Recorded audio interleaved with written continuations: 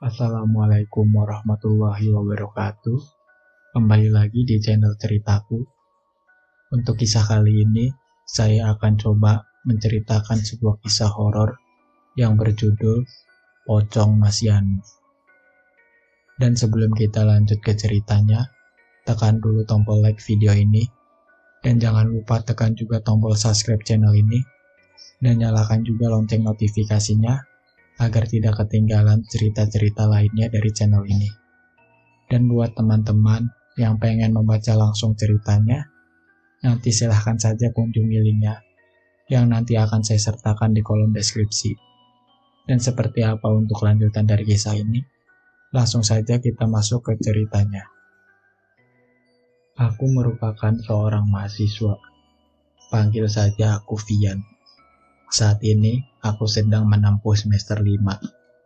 Di jurusan yang kuambil semester 5 dan 6 merupakan waktu yang krusial bagi mahasiswa.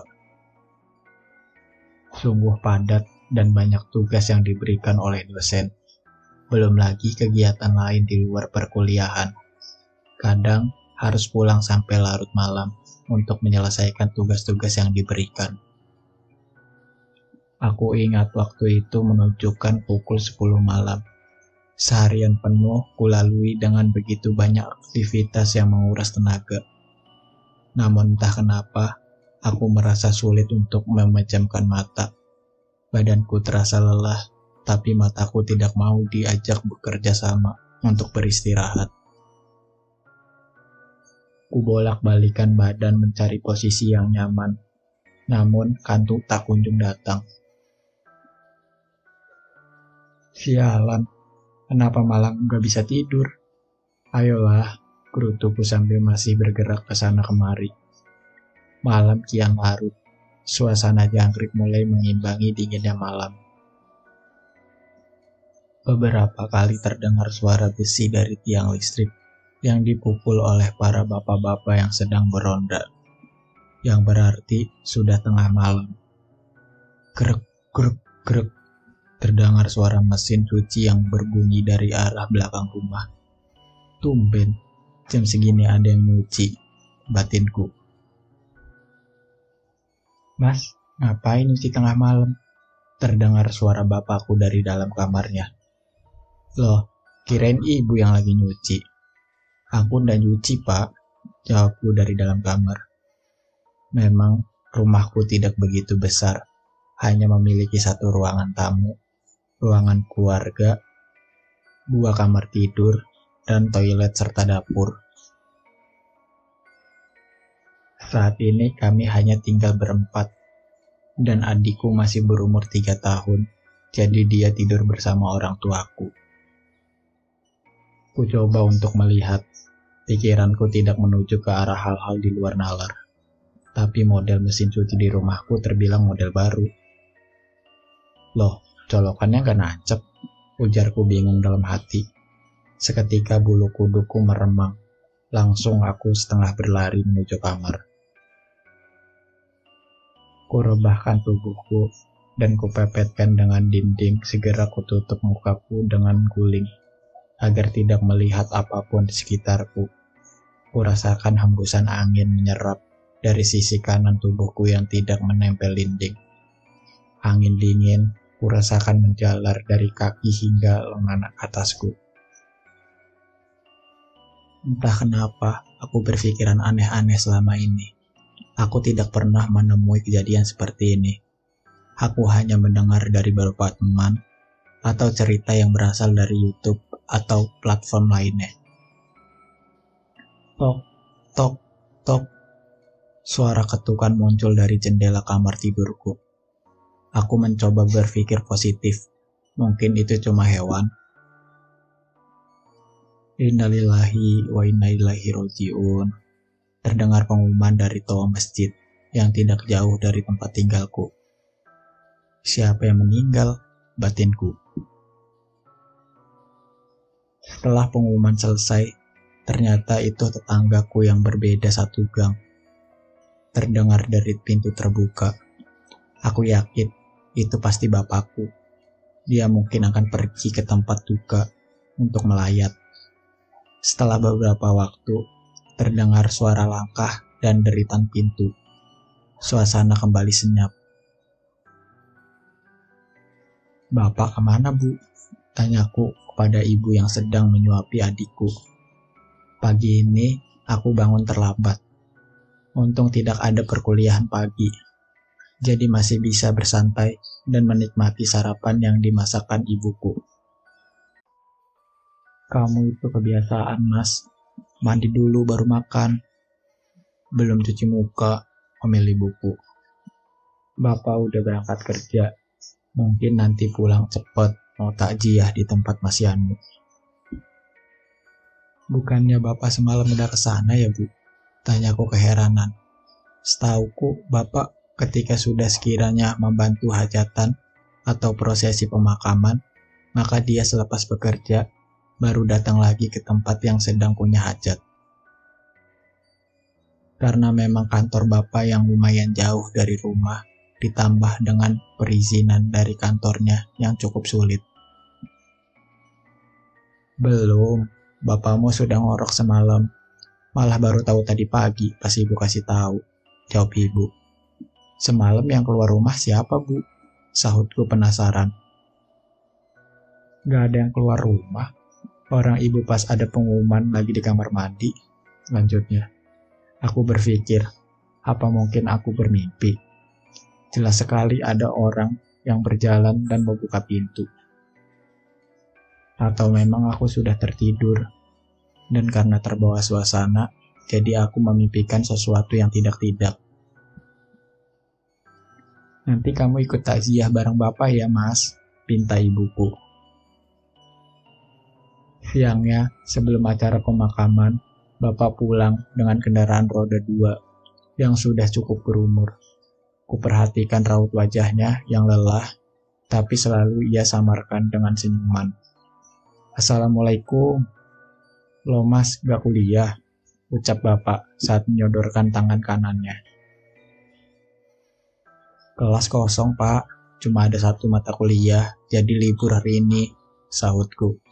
"Ya udah, habis ini ikut Bapak takziah ke tempat Mas Yanu ya." "Iya, Pak. Memang meninggal karena apa sih, Pak?" "Beberapa hari yang lalu aku lihat dia dan kelihatan sehat," tanyaku penasaran dengan sebab meninggalnya tetanggaku. "Beberapa waktu lalu memang aku sempat bertemu di warung tongkrongan yang sering kukunjungi bersama teman-temanku. Mas Yanu saat itu datang untuk membeli cemilan. Namun karena beliau sosok yang jarang bergaul, aku pun tidak terlalu bertegur sapa dengannya." "Kurang tahu, Mas. Katanya sih meninggalnya mendadak. Sudah dicoba dibawa ke rumah sakit, tapi di perjalanan sudah gak ada," jawab ayah sambil menggendong adikku. Setelah ayah makan siang dan menghabiskan sebatang rokoknya, beliau mengajakku untuk pergi ke rumah duka. Sesampainya di sana, terlihat banyak orang yang datang untuk melayat. Sedang prosesi upacara pemakaman akan segera dilakukan. Hari itu, cuaca cukup mendung. Kulihat burung-burung mulai berterbangan di langit secara berkelompok. Hal ini menunjukkan mungkin sebentar lagi akan turun hujan. "Semoga nggak hujan ya, Pak," ujarku pada Bapak yang berada di sebelah kananku. "Iya, kasihan nanti kalau hujan," sahutnya. Dengan masih melihat prosesi pengangkatan jenazah, tibalah waktunya untuk menuju pemakaman. Karena jaraknya yang tidak jauh, mungkin hanya membutuhkan waktu 15 menit, maka tidak ada mobil ambulan kali ini. Jenazah dipikul oleh keluarga atau warga menuju pemakaman yang ada di ujung kampung.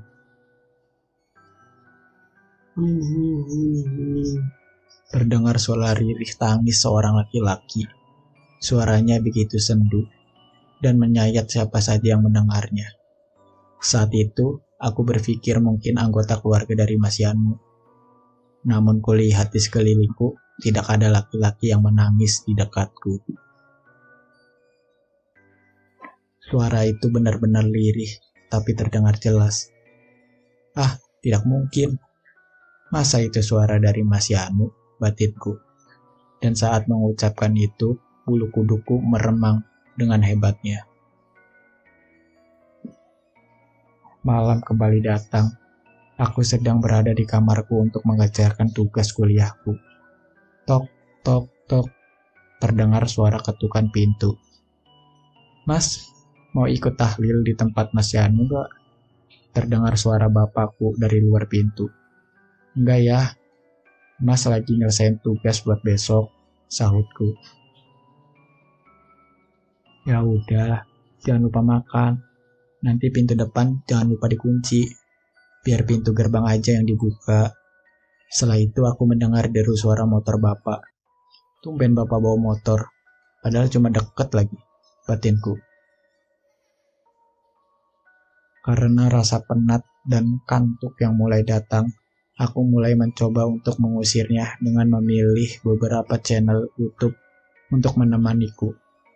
Aku suka mendengarkan podcast horor, entah itu kejadian nyata atau tidak. Beberapa channel ku buka, namun tidak ada yang update malam itu. Aku mencari di kolom pencarianku, dan aku tuliskan cerita horor. Muncullah beberapa cerita. Kulihat perlahan dan mencari penonton yang banyak. Dan kudapatkan cerita tentang sosok pocong penunggu kamar mandi. Malam kian larut. Aku menikmati mengerjakan tugas sambil mendengar podcast dengan headset yang berada di telingaku. Kemudian lirih, aku mendengar suara tangisan. Mirip sekali dengan suara tadi siang di pemakaman. Kupikir itu dari suara podcast yang kudengarkan. Namun, ketika kudengarkan lagi, ternyata itu berasal dari luar kamarku, yang langsung menghadap ke carport rumahku. Langsung saat itu terasa bulu kuduku berdiri. Jantungku berdebar dengan cepat. Sungguh baru pertama kali aku merasakan hal seperti ini.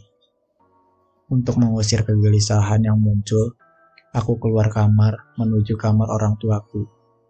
Setidaknya ada ibu dan adikku. Tok, tok, tok.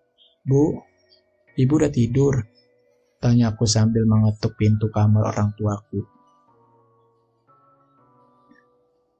Beberapa kali ku ketok, namun tidak ada sahutan. Ku coba buka pintu kamar tersebut, dan ternyata kosong. Saat ini aku berada di rumah sendirian.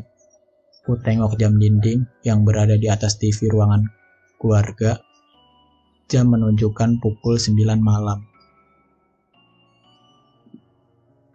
Aku lupa, ibu dan adikku menginap di tempat kakek nenekku di kampung sebelah.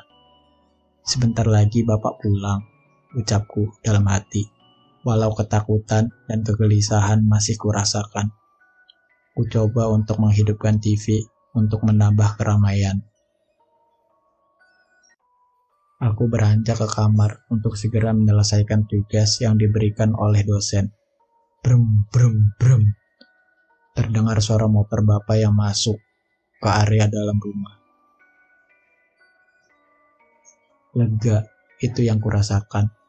Dengan sumringah, aku menuju pintu depan untuk membukakan pintu. Namun saat ku tengok, ternyata tidak ada bapak di situ. Bahkan motornya pun tidak ada. Nafasku memburu dengan cepat. Aku bahkan tidak berani untuk masuk ke dalam rumah. Sementara HP-ku kutinggalkan di meja tempat belajar di kamarku. Keringat dingin membasahi dahi dan telapak tanganku. Aku tidak salah dengar. Itu tadi suara kendaraan milik bapak. Lagi pula, suaranya masuk ke dalam rumah. Bukan di luar pagar. Aku mencoba untuk tetap tenang, karena masih takut untuk masuk ke dalam rumah. Aku duduk di bangku teras. Memang suasana saat itu begitu sepi. Ditambah dengan gerimis yang turun, membuat siapa saja enggan untuk keluar rumah. Bahkan warung nasi goreng depan rumahku yang biasanya rame, malam itu entah kenapa tutup. Hihihi, terdengar suara tangis itu lagi. Dengan panik aku mencari sumber suara tangisan itu. Bodohnya, bukannya aku lari, aku malah mencari sumber tersebut. Suara tersebut berasal dari dalam rumah. Dengan rasa penasaran bercampur dengan takut, aku mencoba untuk melihat apa yang membuat sumber suara itu. Pelan kubuka pintu ruang tamu. Pandanganku masih terhalang dinding yang membatasi ruang tamu dan keluarga. Namun, suara itu jelas berasal dari ruang keluarga. Karena rasa penasaran, ku beranikan diri untuk melihat ke dalam. Suara itu masih terdengar jelas. Saat kujulurkan kepalaku untuk melihat ruang keluarga, betapa kagetnya aku melihat pocong yang sedang bergerak maju mundur di depan ruang TV. Badanku terasa kaku dan tidak bisa digerakkan. Dengan posisi yang aneh, kepalaku mengintip ke arah ruang keluarga, sedangkan badanku membungkuk berada di ruang tamu. Aku saat itu hanya bisa pasrah. Ku coba untuk berdoa, namun malah doaku berantakan. Sungguh air mata keluar dari bola mataku. Penampakan itu benar-benar jelas terlihat. Apalagi ketika sosok pocong itu perlahan memalingkan wajahnya ke arahku. Bahkan untuk menutup kelopak mataku, aku tidak bisa. Begitu shock. Apalagi saat kulihat muka dari pocong tersebut adalah Mas Yani. Namun begitu mengerikan, dengan liur yang menetes di bagian bibir yang terbuka dan mata yang hampir keluar. Tiba-tiba kurasakan ada tepukan di pundakku. Seketika aku sadar, saat melihat itu adalah Bapak. Langsung kupeluk beliau. Aku menangis jadi-jadinya. Perlu beberapa waktu bagi Bapak untuk menenangkanku. Setelah dirasa cukup tenang, Bapak meminta untuk menceritakan apa yang terjadi. Kuceritakan secara detail. Semua itu dari awal Bapak pergi hingga aku mendengar suara tangisan. Malam itu, aku tidak berani tidur sendiri. Aku takut dan masih trauma dengan kejadian yang kualami. Awalnya Bapak berkilah bahwa mungkin aku kecapean dan stres karena banyak beban tugas perkuliahan. Mungkin itu semua dia ucapkan agar aku tidak terlalu takut dan memikirkan kejadian yang baru saja terjadi. Namun aku tetap tidak mau tidur sendirian. Malam itu, akhirnya Bapak mengizinkanku untuk tidur bersamanya di ruang keluarga di depan TV. Setelah aku tidur pulas, ternyata aku masih mimpi ditemui oleh sosok Mas Yanu. Yang kali ini menampakkan dengan sosok biasa, seperti manusia pada umumnya. Namun, dia tidak mengucapkan apa-apa. Dan di saat itu pula, ternyata badanku demam cukup tinggi. Malam itu, Bapak mencoba mengompresku. Beliau semalaman tidak tidur untuk menjagaku. Paginya, badanku terasa sakit semua. Tenggorokanku juga terasa kering. Aku sakit demam selama 7 hari. Setelah mengalami kejadian tersebut, entah apa yang terjadi, namun ternyata bukan hanya aku saja yang dihantui sosok Mas Yanu. Banyak rumor yang berkembang di daerah tempat tinggalku. Beberapa warga mengalami kejadian serupa. Namun selama ini, sosok Mas Yanu merupakan orang yang baik. Keluarganya pun juga merupakan orang yang tidak pernah neko-neko.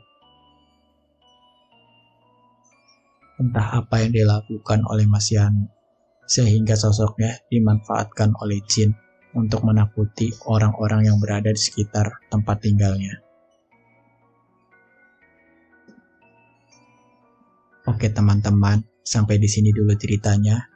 Nantikan kelanjutan ceritanya di video berikutnya.